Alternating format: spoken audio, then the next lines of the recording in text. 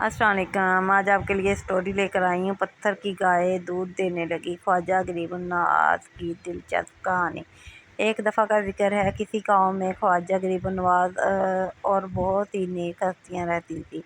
وہ خواجہ غریب النواز کی کرامات کی وجہ سے وہ بہت زیادہ مشہور تھے۔ لوگ ان سے بہت خوش تھے۔ ان کے مرید ہر وقت ان کے ساتھ ساتھ رہتے اور ان کے ساتھ ہی سفر کرتے تھے۔ ایک دفعہ خواجہ غریب النواز نے سوچا کیوں نہ کسی دوسرے گاؤں جا کر اللہ تعالیٰ کی کرامات دکھائی جائیں اور لوگوں کو اللہ کے راستے پر لے کر آیا جائے۔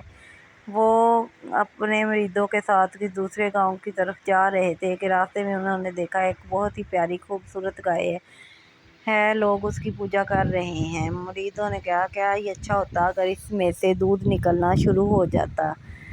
خواجہ غریب النواز نے کہا اللہ تعالیٰ چاہے تو کیا کچھ نہیں ہو سکتا۔ انہوں نے کہا تم سارے لوگ اپنے اپنے برتن لے آؤ تاکہ میں جب دودھ نکالوں تو سارے خود سیر ہو کر دودھ پی سکیں۔ پنڈتوں نے کہا یہ بہت عجیب بات ہے، ایسا کچھ نہیں ہو سکتا۔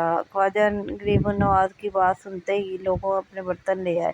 خواجہ غریب النواز نے جیسے ہی رب کے آگے فریاد کی تو گائے نے دودھ دینا شروع کر دیا۔ لوگوں اپنے خالی برتن جلدی سے دودھ سے بھر لیے۔ جب سارے لوگوں نے خود سیر ہو کر دودھ پی لیا تو خواجہ